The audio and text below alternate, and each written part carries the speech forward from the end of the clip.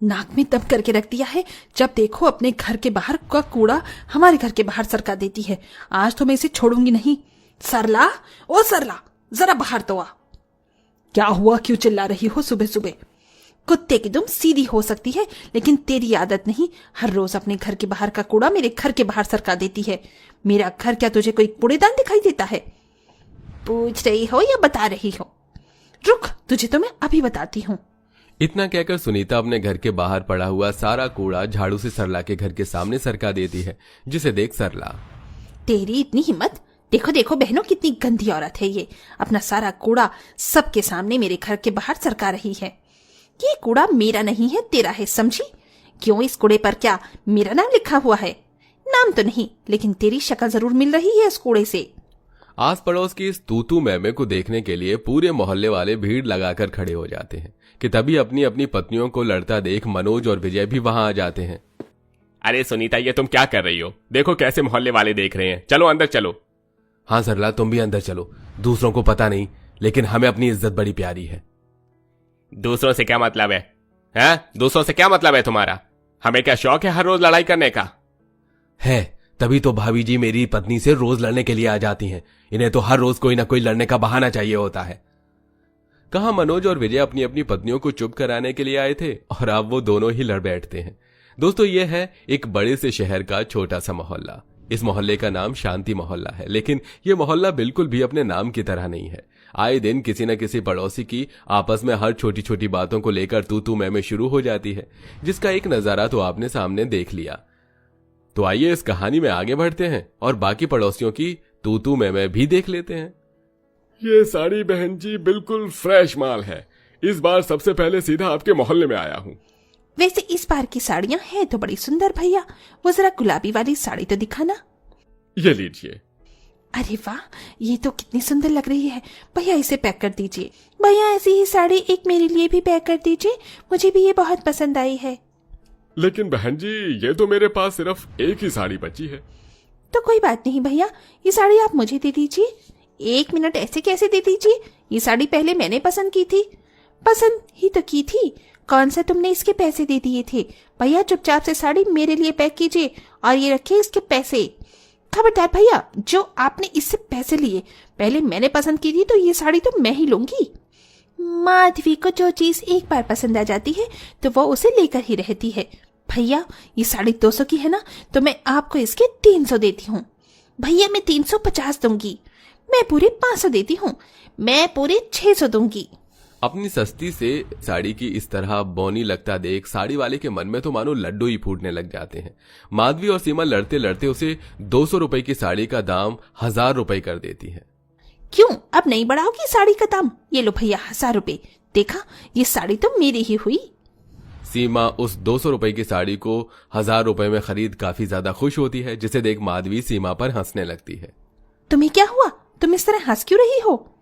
तुम्हारी बेवकूफी पर हंसू नहीं तो और क्या करूं? इस मामूली सी साड़ी को तुमने 1000 रुपए देकर खरीदा है और मुझे तो ये साड़ी खरीदनी ही नहीं थी। मैं तो बस तुमसे पिछली बार का बदला ले रही थी। तुम्हें याद है ना, जब हम पिछले हफ्ते सब्जी ले रहे थे और सब्जी वाले के पास सिर्फ 1 किलो भिंडी बची थी, तो कैसे तुमने इसी तरह उस 100 रुपए की भिंडी को मुझे 600 में लेने में मजबूर किया था। इसलिए आज मैंने भी वही किया और तुमने 200 की साड़ी के 1000 रुपए दिए हैं। ये कहते हुए माधवी सीमा पर जोर जोर से हंसने लगती है और अपने घर के अंदर चली जाती है। इस सीमा की बच्ची ने मेरा पोपट बना दिया, मैं इसे छोड़ूंगी नहीं। अब पछताए होत क्या, जब चिड़िया चुग गई खेत। समय गुजरता है और इसी तरह हर दिन इस शांति मोहल्ले में किसी न किसी की इसी तरह तू मैं होती रहती है। ऐसे ही एक दिन, आशु तू आउट हो गया है, चुपचाप से अपनी बाजी दे वरना तू हमारे साथ नहीं खेलेगा। अरे मैं कहाँ आउट हुआ हूँ, तुम लोग झूठ कह रहे हो, मैं आउट नहीं हूँ। आशु तू झूठ बोल रहा है, तू हमेशा ही ऐसा करता है। अपनी बाजी के टाइम आज के बाद तुम्हारे साथ नहीं खेलेगा। इतना कहकर राजू आशु को धक्का दे देता है, जिससे आशु जमीन पर गिर जाता है और जोर जोर से रोने लगता है। आशु के रोने की आवाज को सुनकर आशु की माँ सुनीता भागती हुई आशु के पास आती है। आशु बेटा, क्या हुआ मेरे बच्चे को? तुम लोग देखकर नहीं खेल सकते क्या? सीमा ओ सीमा, अपने इस लाडले को समझा ले, वरना किसी दिन मेरे हाथों से पिट जाएगा। मैं भी देखती हूँ तू कैसे मेरे बेटे को हाथ लगाती है। हाथ ना तोड़ दूं मैं तेरे। हाथ तो मैं तेरे बेटे की तोड़ूंगी। इसकी हिम्मत कैसे हुई मेरे बेटे को धक्का देने की। एक बार फिर दोनों पड़ोसन सीमा और सुनीता अपने दोनों बच्चों की वजह से लड़ने लगती हैं। लेकिन जिन बच्चों के लिए दोनों मां लड़ रही थीं, वो बच्चे तो दोबारा से एक साथ खेलने लगते हैं, लेकिन उनकी लड़ाई बंद नहीं होती और ऐसे ही समय गुजरता रहता है। राम राम राम राम, मैंने कहा था तुझे कि मीट मच्छी खाने वाले को किराए पर मत रख, लेकिन तूने मेरी एक नहीं सुनी। रोज इसके घर के अंदर मीट मच्छी बनने की वजह से सारी बदबू हमारे घर में आती है।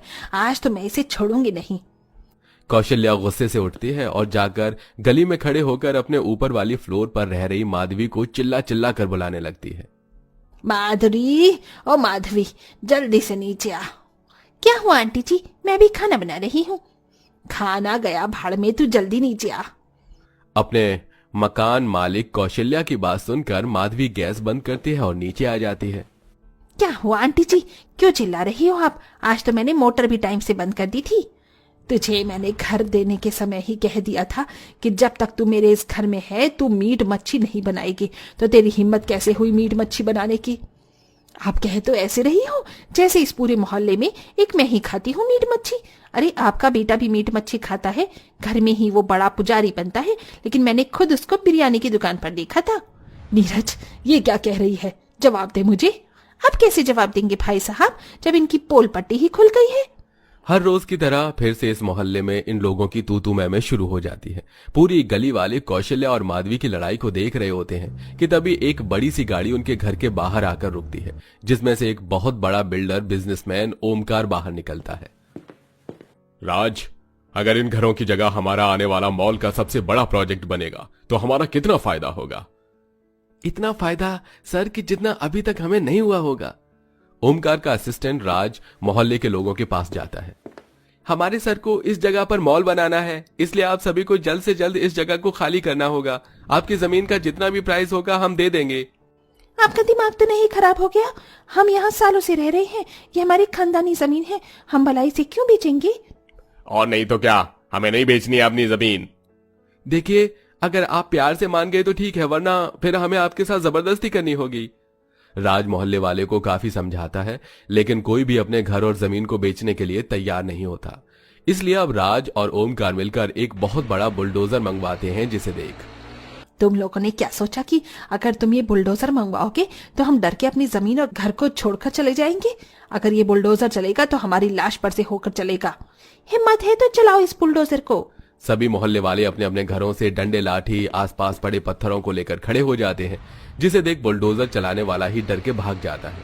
वहीं ओमकार और राज की हालत भी ये सब देखकर खराब होने लगती है। तुमने तो कहा था कि ये लोग आपस में आसानी से मान जाएंगे, लेकिन ये तो हमें ही मारने के लिए आ रहे हैं।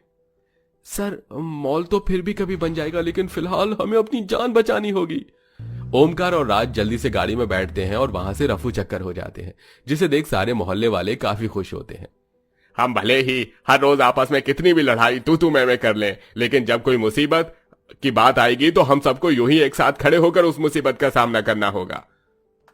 पूरे मोहल्ले वाले विजय की बात सुनकर जोर जोर से तालियां बजाते हैं और अब सब अपने अपने कामों पर चले जाते हैं और ऐसे ही कुछ दिन गुजर जाते हैं।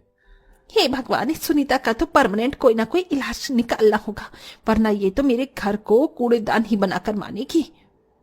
एक बार फिर दोनों पड़ोसन में तू मैं शुरू हो जाती है। भले इन लोगों में कितनी भी लड़ाई क्यों ना हो, लेकिन उनकी लड़ाई उनके प्यार और एकता को कभी नहीं हरा पाएगी। दोस्तों, क्या आपके भी मोहल्ले में हर दूसरे दिन लड़ाई झगड़ा होते रहते हैं? और आपके मोहल्ले में आपको क्या अच्छा लगता है, हमें यह भी कमेंट करके जरूर बताइए।